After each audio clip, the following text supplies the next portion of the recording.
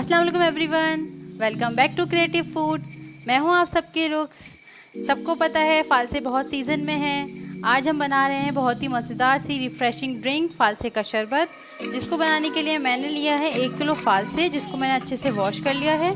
1 cup भर के चीनी ली है, 2 चम्मच काला नमक, आइस क्यूब्स। तो सबसे पहले हम शुगर सिरप रेडी करेंगे। इसमें हम शुगर में थोड़ा सा पानी ऐड करेंगे। सिर्फ इतना ऐड करेंगे कि हमारी चीनी डिज़ोल्व हो जाए।